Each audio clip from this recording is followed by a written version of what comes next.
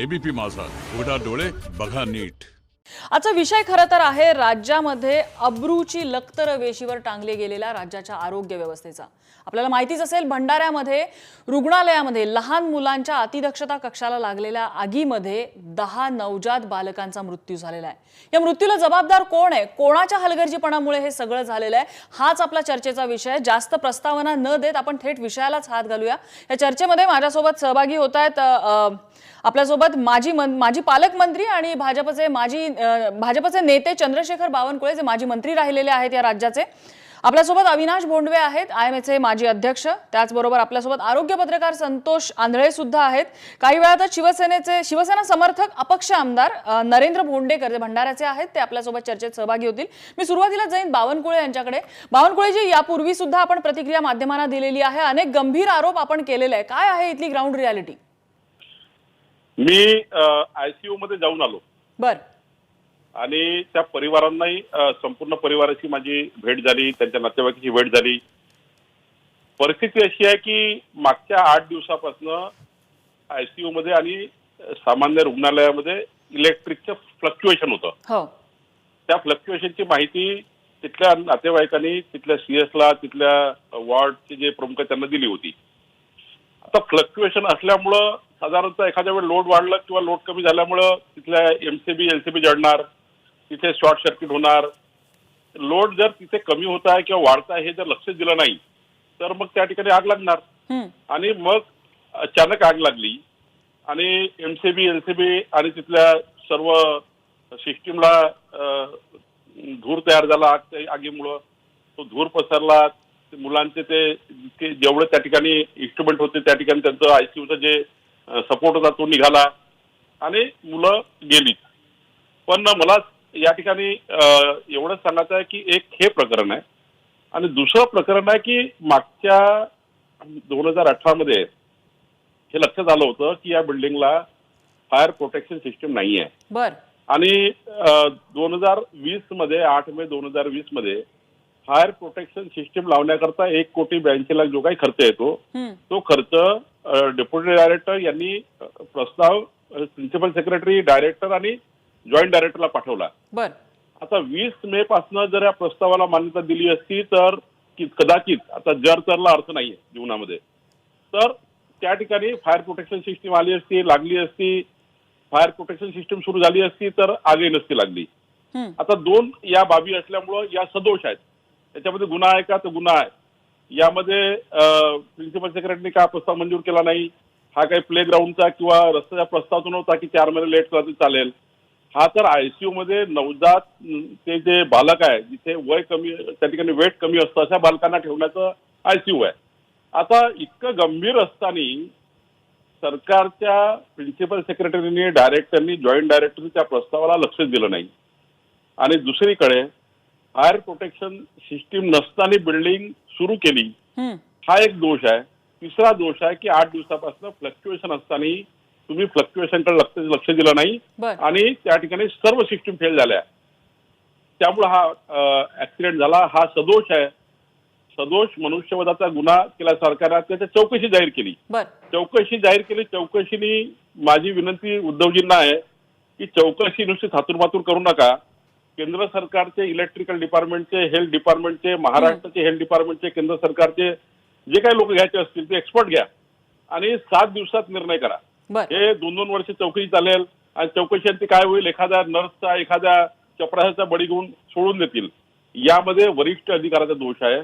CS पासून तर वरच्या अधिकाऱ्यांनी का याला फायर प्रोटेक्शन सिस्टीम एवढे दिवस केली नाही आणि फायर प्रोटेक्शन सिस्टीम नसताना बिल्डिंग का चालू झाली, का सुरू केली, का त्याचं उद्घाटन झालं, का त्या ठिकाणी तुम्ही कळवलं नाही सरकारला की बाबा फायर प्रोटेक्शन आहे तर आम्ही आयसीयू चालू करू शकत नाही। असे एकाहून एक सर्वांचे गुंतागुंती आहे। पण दोष आहे, सदोष मनुष्यवधाचा गुन्हा दाखल झाला पाहिजे। परिवाराला 10 लाख रुपये प्रति मिळाले पाहिजे। आता ठीक आहे, ते मुलं वापस येऊ शकत नाही, खूप आक्रोश आहे अजूनही। त्या आईला वाटतंय की माझा मुलगा वापस येईल, खूप वाईट आहे। मी जाऊन आलो आहे, त्यांना सर्वांना भेटून आलो आहे। 4 तास तिथे मी रुग्णालयामध्ये होतो। खऱ्या अर्थाने न्याय मिळाला पाहिजे आणि यानंतर महाराष्ट्राच्या कुठल्याही कुणाची हिंमत होऊ नये, म्हणजे इतकं वाईट वागण्याची हिंमत कुणाची होऊ नये म्हणून शासन झालं पाहिजे. बर, आपल्यासोबत डॉक्टर अविनाश भोंडवे सुद्धा आहेत, IMAचे माजी अध्यक्ष राहिलेले आहेत. डॉक्टर भोंडवे, या घटनेकडे एक वैद्यकीय क्षेत्रातील कार्यरत असलेली एक व्यक्ती म्हणून पाहताना आपली पहिली प्रतिक्रिया, नंतर मी स्पेसिफिक प्रश्न घेऊन आपल्याकडे येईन. डॉक्टर भोंडवे.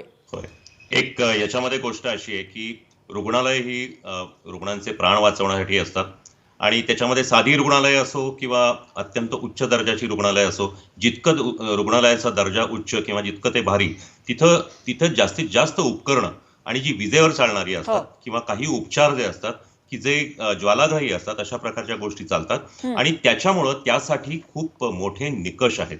साधारणतः डिसेंबर 2011 मध्ये कलकत्त्याला AMRI नावाच्या हॉस्पिटलमध्ये प्रचंड मोठी आग लागली आणि संपूर्ण भारतभरामध्ये सर्व हॉस्पिटलनी फायर ऑडिट करावं. त्याच्यामध्ये मग अनेक गोष्टी हे कराव्यात अशा प्रकारचे कायदे लागू झाले आणि त्यामध्ये इलेक्ट्रिक ऑडिट सुद्धा आलं. यामध्ये अगदी बारीक सारीक गोष्टी होत्या की सुरक्षित संकटकाळी बाहेर पडण्याचा मार्ग, फायर लिफ्ट, त्यानंतर स्मोक डिटेक्टर, फायर अलार्म किंवा कुणाला कधी कळवावं, किती लवकर कळवावं, इलेक्ट्रिक हे किती दिवसांनी पाहावं, या सगळ्या गोष्टी होत्या. एक दुर्दैवाची गोष्ट अशी आहे की आज महाराष्ट्रामध्ये, भारतामध्ये हे कायदे, हे नियम फक्त खाजगी हॉस्पिटल्ससाठी वापरले जातात. आज महाराष्ट्रातल्या खाजगी हॉस्पिटलना बॉम्बे नर्सिंग होम ऍक्टसाठी रजिस्ट्रेशन करताना ह्या प्रत्येक गोष्टीचं काटेकोरपणे पालन करावं लागतं, तरच त्यांना हे रजिस्ट्रेशन मिळतं. परंतु सरकारी हॉस्पिटल्सना हे कायदे किंवा हे निकष हे लावले जात नाहीत. आपल्याला एक छोटीशी गोष्ट सांगतो की आत्ता मध्यंतरी या कोविडची ज्या वेळेला साथ खूप मोठ्या प्रमाणात होती, त्यावेळेला अनेक ठिकाणी आपण ऑक्सिजन मोठ्या प्रमाणात देत होतो रुग्णांना. 5 लिटर 10 लिटर किंवा त्याहीपेक्षा जास्ती वेगाने हाय नेझल फ्लो ऑक्सिजन देत होतो.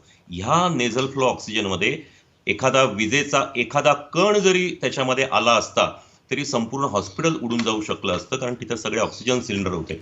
या गोष्टीचा दखल आम्ही महाराष्ट्र सरकारनं सांगितलं होतं, परंतु त्या पद्धतीचं साहजिकच कुठलंही लक्ष दिलं गेलेलं नाही. चंद्रशेखर बावनकुळे साहेबांनी सांगितलं, त्याला माझी पूर्ण मान्यता आहे की यामध्ये मोठ्या प्रमाणावर दुर्लक्ष केलं गेलेलं आहे की ज्यामध्ये सरकारने ह्या गोष्टींना प्राथमिक महत्व दिलं पाहिजे.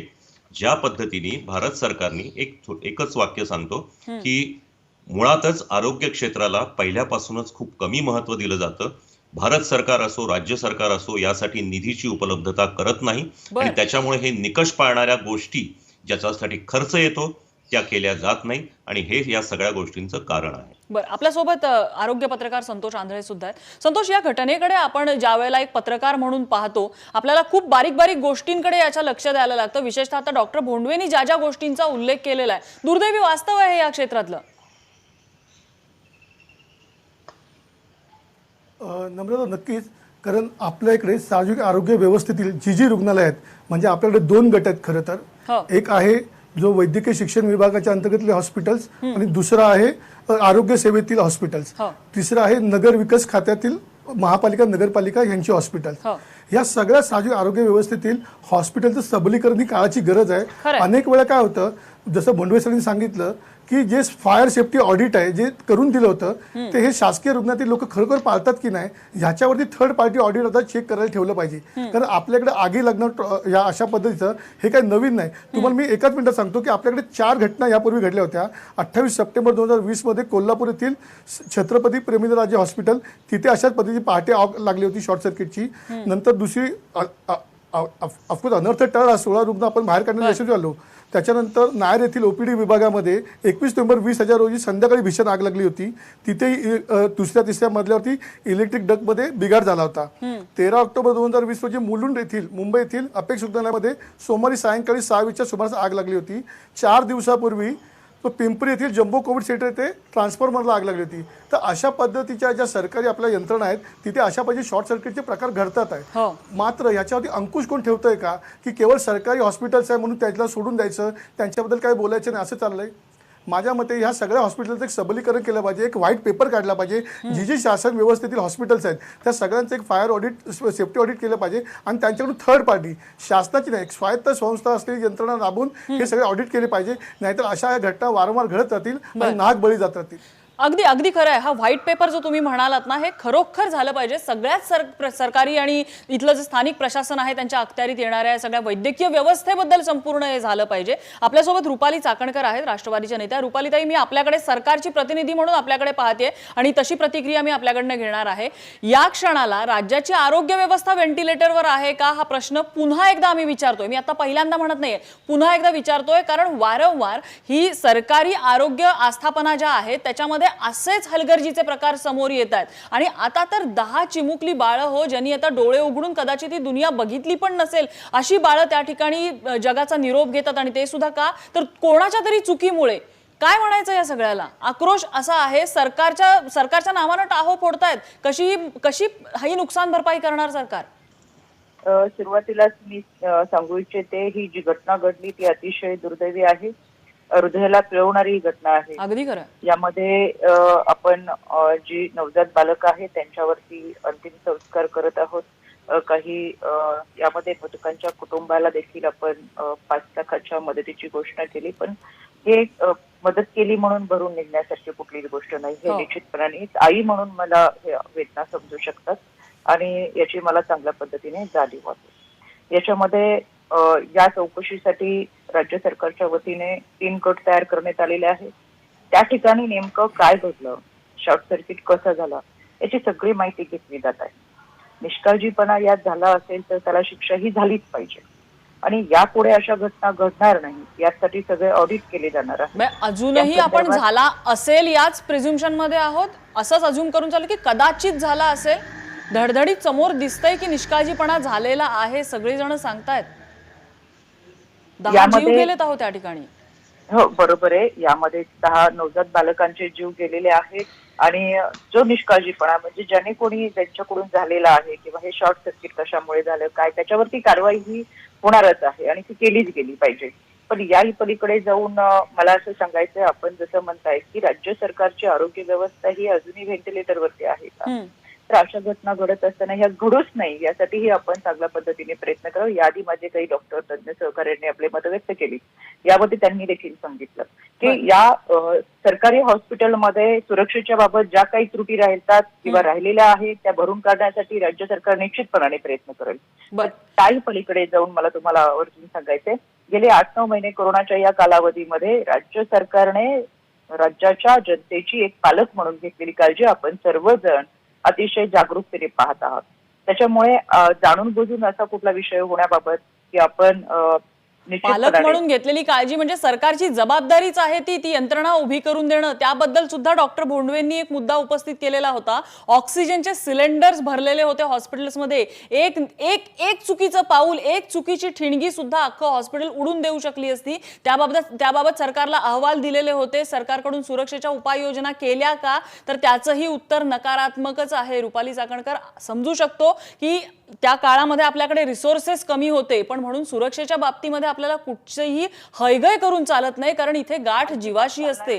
तो जीव वाचवण्यासाठी ज्या ठिकाणी आपण जातोय त्या ठिकाणी जर जीवाशी आपली मृत्यूशी गाठ पडणार असेल तर बघायचं कोणाकडे सामान्य नागरिकांनी, हाच तर खरा प्रश्न आहे. यामध्ये राज्याचे आरोग्य मंत्री असे, राज्याचे गृहमंत्री स्वतः त्या ठिकाणी भेट देऊन आलेले आहेत. मुख्यमंत्री महोदयांनी देखील त्या पद्धतीने कारवाई करण्याच्या सूचना दिलेल्या आहेत. त्याच्यामुळे मी हे मान्य करते की आतापर्यंत ज्या चुका झाल्या किंवा ज्या त्रुटी राहिल्या त्या इथून पुढे राहणार नाही याची राज्य सरकारने.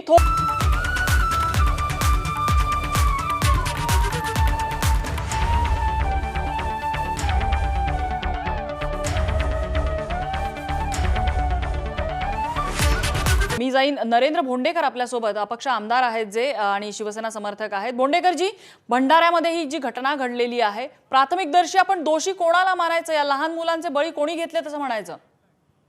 नक्कीच ही जी घटना ही खूपच गंभीर घटना आहे आणि याच्यामध्ये दोषी तर कुणाला मानावंच लागणार आहे. कारण ही घटना अशी पुन्हा घडू नये यासाठी कडक पाऊल उचलण्याची गरज आहे. आता मी 2-3दा जाऊन तिथं बघितलेलं आहे. मी याच्या अगोदर पण CS ला बरेचदा सांगितलेलं आहे की तुम्ही काळजी घ्या, कारण खरं तर तिथं मॅनपॉवरचा खूप तुटवडा मला जाणवला. 35 मुलांचे जवळपास ते NICU वगैरेचा वार्ड आहे तो 2 वार्डमध्ये बायफ्रिकेट केलेले आहेत. याच्यामध्ये 1, 2 किंवा 3 नर्स राहून होणार नाही.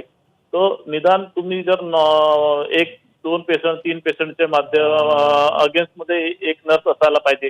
तर तिथे प्रेझेंटमध्ये जर 17 मुलं आहेत तिथे, तर 17 मुलांच्या प्रेझेंटमध्ये एक शिफ्टला कमी 5-6 नर्स असायला पाहिजे होतं.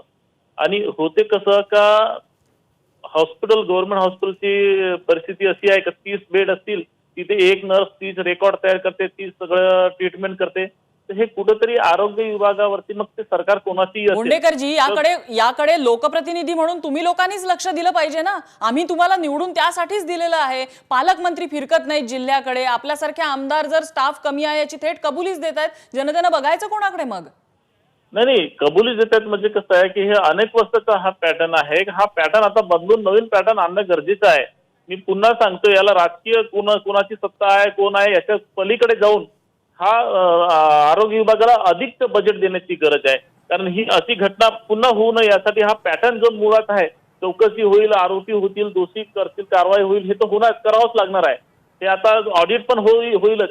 पण मुळात जो पॅटर्न आहे आरोग्य विभागाचा, प्रायव्हेट हाऊसिंग, मगाशी डॉक्टर बोंडे साहेब ते सांगत होते मग IMA वाले, त्या प्रायव्हेटला एक नियम आणि सरकारीला एक नियम, हे खरंच हे जो हा गॅप आहे हा दूर करण्याची गरज आहे. जो प्रायव्हेटला नियम आहे तो शासकीयला पण नियम असायला पाहिजे, जेणेकरून प्रायव्हेटला एक पेशंटच्या मागे एक डॉक्टर नर्सची गरज असते, तर तिथे पण ठेवायला पाहिजे आणि तेवढा निधी उपलब्ध करून द्यायला पाहिजे. बरं, मी डॉक्टर भोंडवेंकडे जाते. भोंडवेजी, या सगळ्यामध्ये आपण एक सांगितलं की खाजगी रुग्णालय, सरकारी रुग्णालय नियम काटेकोरपणे पाळण्यासाठी ज्या पद्धतीने खाजगी रुग्णालयांवर अंकुश ठेवला जातो, सरकारी रुग्णालयांच्या बाबतीत अळमटळम बरेचदा केलं जातं. मात्र मुद्दा असा आहे की कोविड काळामध्ये आपला सर्व मेडिकल स्टाफ स्ट्रेच झालेला आहे. त्यांचं कौतुकच आहे, हॅट्स ऑफ आहे त्यांना, त्याच्याबद्दल आपलं काहीच म्हणणं नाहीये. मात्र व्यवस्था जी असणं अपेक्षित आहे आपल्या आरोग्य यंत्रणेसाठी ती कुठेच नाहीये. कोविड पूर्वीच्या काळात सुद्धा व्यवस्था तीच होती, प्रकार तोच होता. कोविड नंतरच्या काळात तेच होते. आज या ठिकाणी रुग्णालयामध्ये आग लागली म्हणून कोणाचे तरी जीव गेले. यापूर्वी ICUच नव्हते म्हणून जीव जात होते, व्हेंटिलेटरच नाही आहेत म्हणून जीव जात होते. कोविड पूर्वीच्या काळातलं मी म्हणते. हा पॅटर्न कसा आपल्याला ब्रेक करता येईल? एक 2-3 गोष्टी आहेत यामध्ये महत्वाच्या. त्या म्हणजे आरोग्य नियोजनाचा आपल्या देशामध्ये पूर्वीपासून अभाव आहे आणि ज्या काही घटना घडतील त्याला वरवरची मलमपट्टी करायची, हाच एक फक्त उपाय केला जातो. आत्ताच माननीय राजेश टोपे साहेबांनी जे काही अनाऊन्स केलं त्याप्रमाणे त्यांनी सांगितलं की आम्ही सर्व ठिकाणी, म्हणजे त्यांनी त्या भंडारा सिव्हिल हॉस्पिटलचं ते ऑडिट करणार आहेत, पण त्याचबरोबर महाराष्ट्रातल्या सर्व सरकारी हॉस्पिटल्सना ते असं त्यांनी लेटर पाठवणार आहेत की सगळ्यांनी आपापलं ऑडिट करून घ्यावं. पण प्रश्न असा आहे की असं ऑडिट जर झालेलं नसलं किंवा त्याच्यामध्ये जर काही दोष सापडला तर ती हॉस्पिटल्स ते दोष दूर करेपर्यंत आपण बंद ठेवणार का? हा पहिला प्रश्न. ते केलं जात नाही. दुसरी महत्वाची गोष्ट म्हणजे सर्व आपत्ती नियोजनाच्या सर्व संकल्पनांमध्ये, इव्हन आपल्या भारत सरकारने जो 2009 साली आपत्ती नियोजनाचा कायदा केला त्यामध्ये असं दिलेलं की हे जे आहेत ऑडिट आणि हे सगळे आपत्ती नियोजनाच्या संकल्पना आहेत, याचे वारंवार मॉकड्रिल केले पाहिजेत की जे कधीही केले जात नाहीत.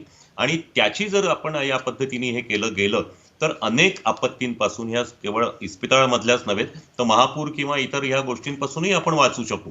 हेही आपण अनेकदा सरकारला सांगितलंय, पण त्या पद्धतीच्या गोष्टी होत नाही.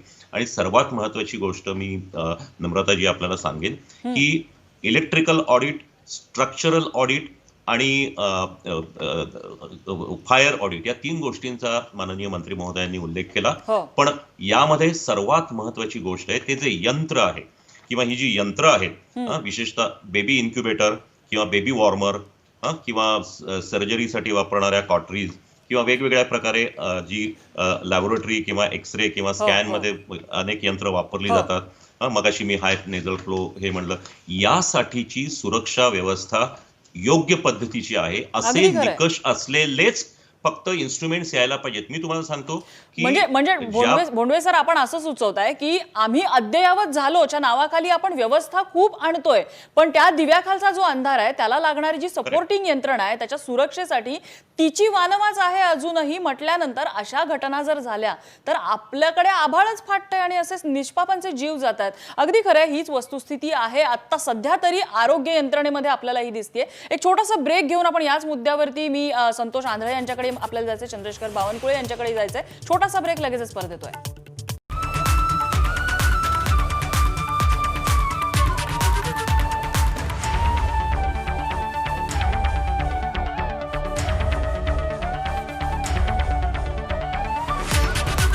भंडाऱ्यातल्या दुर्घटनेविषयी आपण चर्चा करतोय. मी जाईन चंद्रशेखर बावनकुळे यांच्याकडे. बावनकुळेजी, या सगळ्यामध्ये मुद्दा असा आहे की आरोग्यमंत्री सांगतायत की प्रत्येक रुग्णालयाने fire audit, electrical audit, structural audit केलं पाहिजे. मुद्दा असा आहे, ऑडिट ते भलेही करतील, मात्र त्यावर चेक्स कोण ठेवणार आहे, कोण तपासणार आहे की दर वर्षाला ह्या सगळ्या आस्थापना हे ऑडिट्स करतायत. हे लोकप्रतिनिधी म्हणून सुद्धा जबाबदारी स्वीकारणं हे तितकंच गरजेचं आहे, भले तुम्ही सत्तेत असा किंवा नाही. नाही, मला तर या गोष्टीचं वाईट वाटतं की माननीय राजेश टोपे साहेब चांगले त्या ठिकाणी हुशार मंत्री आहे, ते त्या ठिकाणी चांगलं काम करताय, पण त्यांनी जी चौकशी लावली ती डायरेक्टर मार्फत लावली. ज्या डायरेक्टर याला जबाबदार आहे, ज्या डायरेक्टरकडे 24 त्या ठिकाणी माझ्याकडे रेकॉर्ड आहे 15 जून 2020 आणि 12 मे 2020 8 मे 2020 या हॉस्पिटलचं फायर फायटिंगचं पूर्ण सिस्टीमचं करता 1,52,00,000 त्यांच्याकडे न दिल्यामुळे घटना झाली आहे आणि त्यांना त्या ठिकाणी चौकशीचा अधिकार नेमता आहे. तुमच्या सांगण्यात आणि बोलण्यात फरक आहे.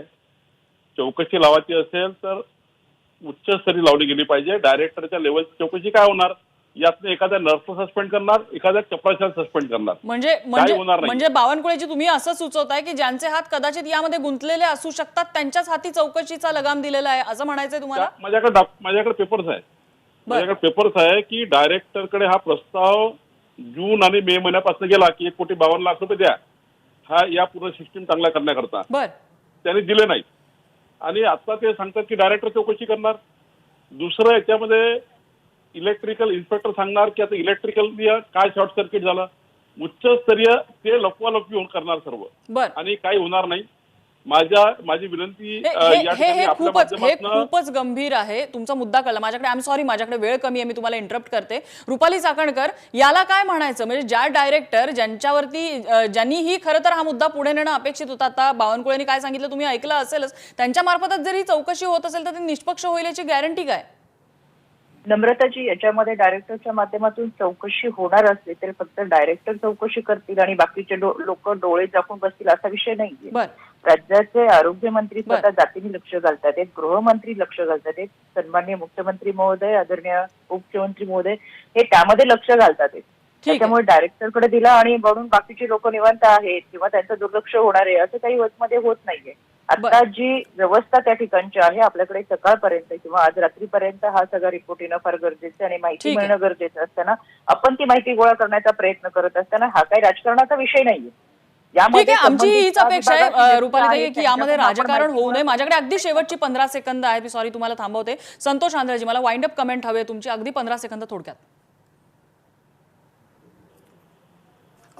बेसिकली नम्रता, आता अशा पद्धतीने आरोप प्रत्यारोप होतील, फायर सेफ्टी ऑडिट लागेल, अनेक गोष्टी बोलल्या जात आहे. पण मात्र जर आपल्याकडे वारंवार अशा घटना घडत असतील तर नर्सेसला आपल्या फायर फायटिंगचं ट्रेनिंग का दिलं जात नाही, त्याच्या सिलेबसमध्ये हे ऍड केलं का जात नाही? त्यांना फक्त जुजबी फायर एक्सटिंग्विशर असतात, कशा पद्धतीने करायचं हे त्यांना दिलं जायला पाहिजे. त्यांच्या सिलेबसमध्ये हा मुद्दा ॲड करायला पाहिजे की जर अशा पद्धतीने वारंवार आगीच्या घटना घडतात आहे, आपल्याकडे मोठी पार्श्वभूमी याला तुम्ही बघितलं तर फायर ऑडिट हे नेहमी म्हणतात की फायर ऑडिट आम्ही करू, पण मी मगाशी म्हटलं की स्वायत्त संस्था लागेल हे फायर ऑडिट ते करतात की नाही बघायला, त्याशिवाय हा मुद्दा सुटणार नाही. आणि मी म्हटल्याप्रमाणे आरोग्यमंत्री तेच म्हणाले की आपण वेगळी संस्था ठेवू.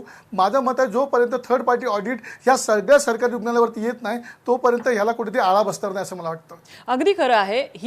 ही घटना आपण केंद्रस्थानी आता मानतोय कारण ही आता ताजी घटना आहे, मात्र यासारख्या अनेक घटना या पूर्वीच्या काळात सुद्धा घडलेल्या आहेत आणि या प्रत्येकामध्ये प्रॉब्लेमच्या मुळाशी जेव्हा आपण जातो त्यावेळेला स्टाफची कमतरता, यंत्रांची कमतरता, औषध पुरवठ्याची समस्या असेल, स्वच्छतेची व्यवस्था असेल, प्रत्येक गोष्टीमध्ये कमी आहेत. मग याची एकत्रित जबाबदारी कोणी स्वीकारणार आहे का? या प्रश्नाचं उत्तर जोपर्यंत आपल्याला होय असं पूर्ण ताकदीने मिळत नाही ना तोपर्यंत अशाच घटना वारंवार घडत राहणार आहेत आणि याचा ठपका हा कोणावर तरी ठेवताना काही बोटही सरकारकडे नक्की दाखवली जातील याचा पूर्णपणे विचार होणं गरजेचं आहे. या चर्चेसाठी आपल्याला सगळ्या मान्यवरांनी वेळ दिला, सगळ्यांचे आभार. माझा विशेषमध्ये इथंच थांबतोय. पाहत रहा एबीपी माझा. एबीपी माझा, उघडा डोळे बघा नीट.